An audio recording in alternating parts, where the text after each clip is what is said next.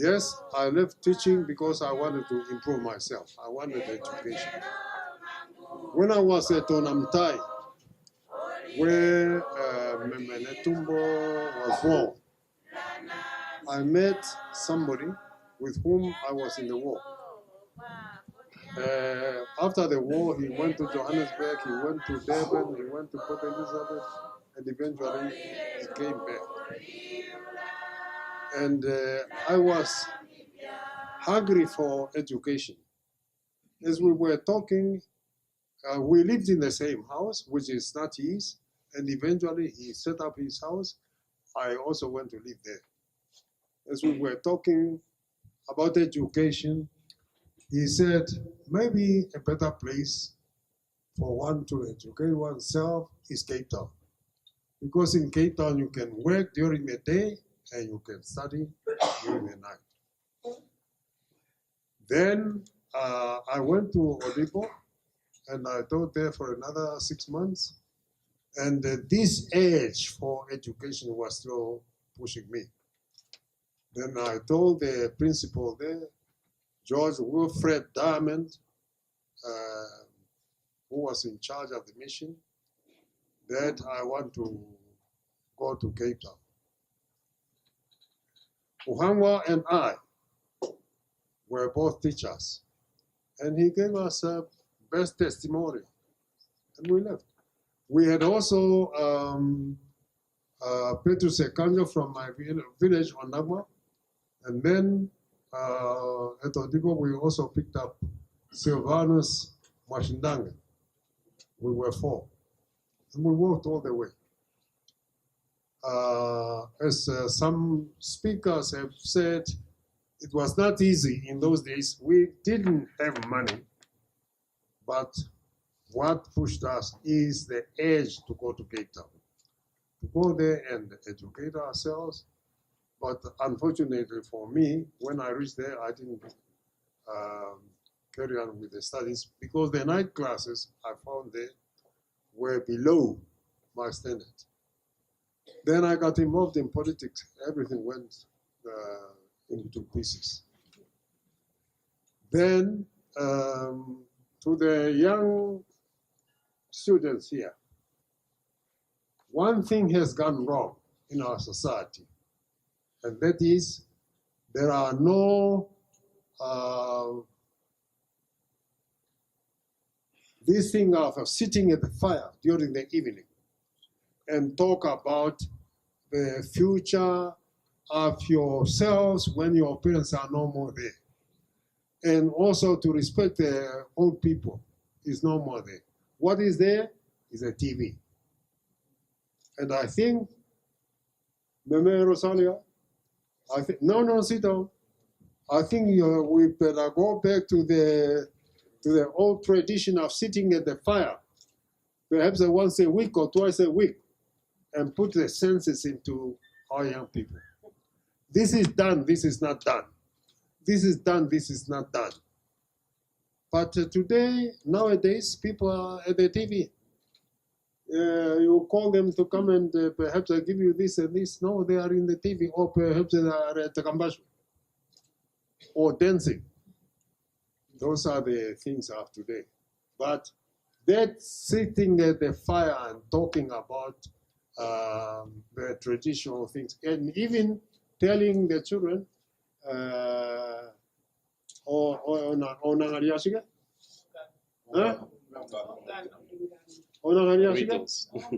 yeah, tambam.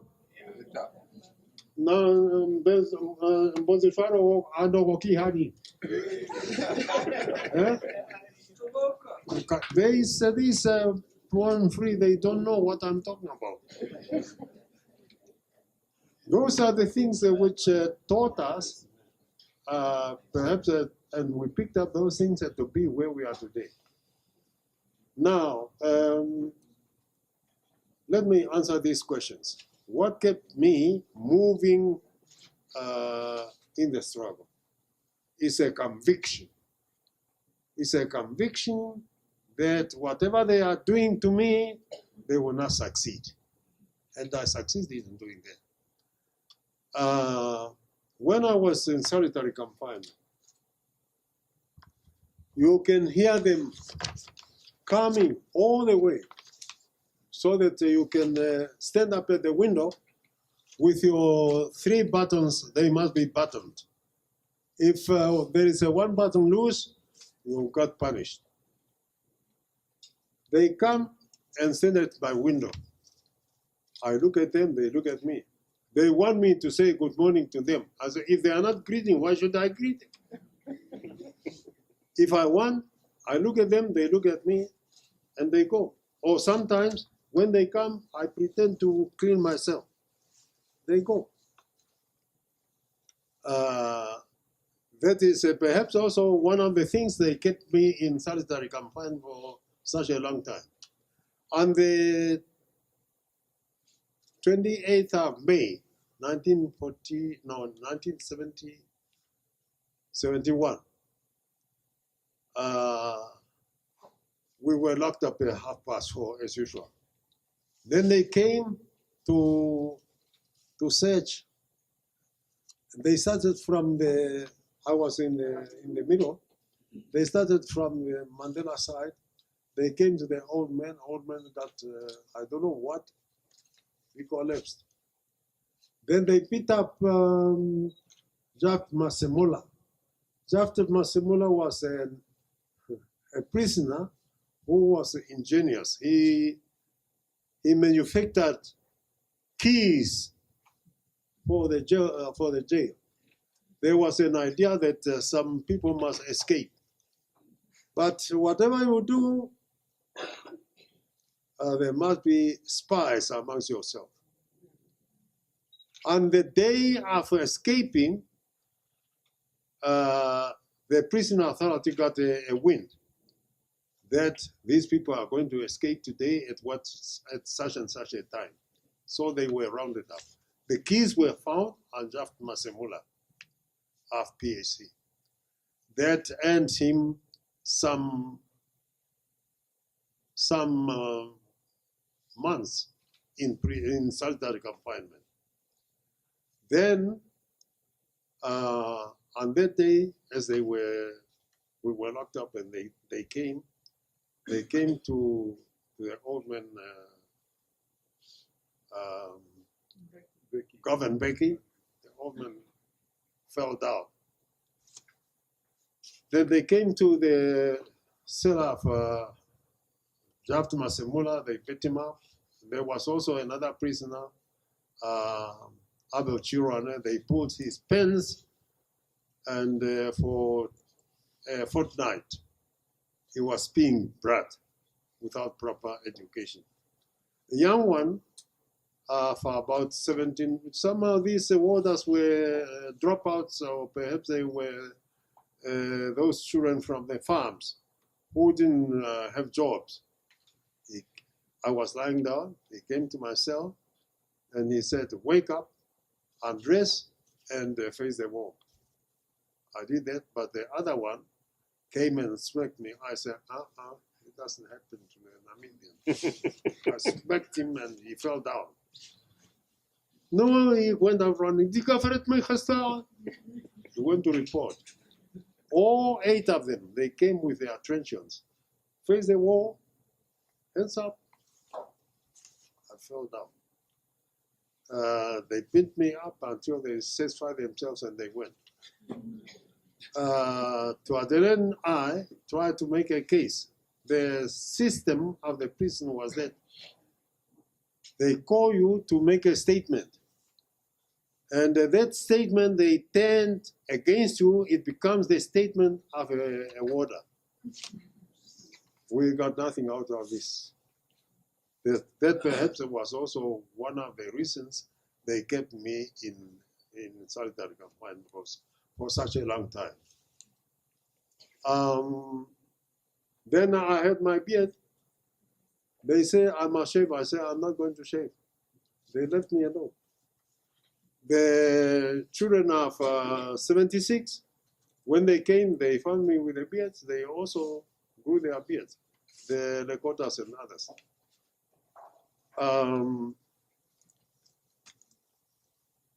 When they the Saturday, they say we must display all our clothes in our cell and stand next to our clothes there. Sometimes I did that. And then they say we must remove these things outside. When we went outside, I displayed those clothes outside. I go and sit there. Come to your things. I said, no. You can see me, clothes are there. Others were standing there next to their clothing. I said, no, I'm not going to do it. They left me alone. Then there is there was a prison board. Prison board used to come twice a year. You go there and then they want you to complain this and that. I said, I don't need anything from them. I go there. They greet me. I just look at them. Sit down. I just look at them. They left me alone. And they never called me again to their board. That was a conviction. That was a conviction that kept me going. Then I had a friend of mine, a professor of mathematics from the University of Fort Hare. As we were talking politics, he said, no man, you people from Southwest Africa, your country will not be independent until South Africa got independence. I said, forget about it. What matters is not education, it's not the people who are carrying guns and sometimes they run away. It's a conviction of the man behind the gun. If the Vandermeerwers got tired of hearing the sound of the guns, what they will do is to say, no man, let's give up this desert and we come and defend our bedroom. Exactly that's what happened. Now, for you young people, today, you are here to be educated. These people, the university is trying to help you to be educated so that you can help your country, you can help your people, so that even when, as we are struggling for economic emancipation, you are the leaders. Not to steal the results. I was reading in the paper today, Paulo Jordaan, a famous somebody in the ANC. I think he stole the certificates and the diplomas. It was, perhaps he was lucky. This was not detected, but recently perhaps they detected and they realized that the papers he had were forgeries. He resigned from Parliament. Yes? Yes? It's in the paper today. I don't want you to do this. Work harder, work harder, work harder, and if you succeed, you get your certificate and your diploma. Don't try to steal. If you, for instance, Paulo Jordaan was always perhaps respected somebody. Now, perhaps he is walking with his head down, and when he passes people, they say, that's him. He wants the earth to open up so that he can throw himself in. And his father, if I'm not mistaken, was a professor of African history before he left for exile. Please don't do that. Work harder and achieve what you set yourself to achieve. And you will also give respect to your parents who are paying for your education. Let me answer one of the questions here. I was reluctant to be released. I think this was already answered by one of the panelists here, that I didn't want to be released and leave my comrades behind. What was it special for me to be released and leave the other comrades behind? I told them, I don't want to be released. If you want to release me, release all the other comrades too. If not, release those comrades and I stay behind. And perhaps in future, when you want me to release me, it's only then you can release me. They say, we got instruction from the commander, we are going to release you today. I was pushed out. There is nothing I could do. Comrade Herman Andimba is the one who came to pick me up. My mother, he brought my mother and my sister. Then, as I was refusing, I asked them, give me an opportunity so that I can call somebody to consult. They brought my mother. My mother said, if they are not releasing your comrades, you also not accept their offer. Then my sister came. I said, let me call somebody else. My sister came, and she also concurred with us. Then they said, because now the world is open to you. The schools are open to you. In our time, when you passed Center 6, that was the end of it. There was no other school here in Southwest Africa. That's why I had to try my level best to get out of the country to go and get education somewhere else. But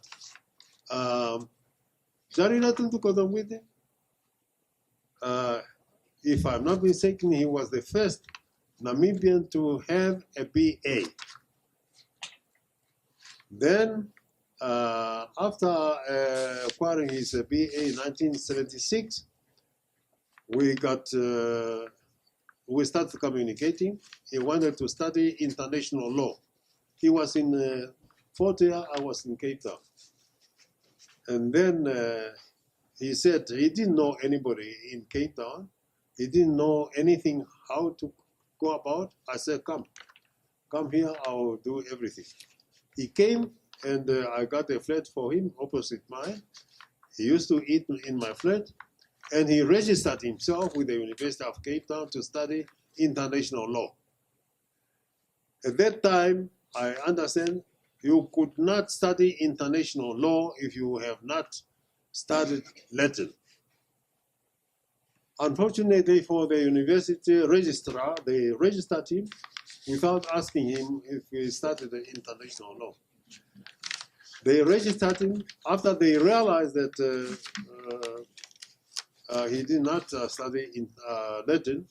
They said, no, you cannot go further with your studies. That was the end of the story.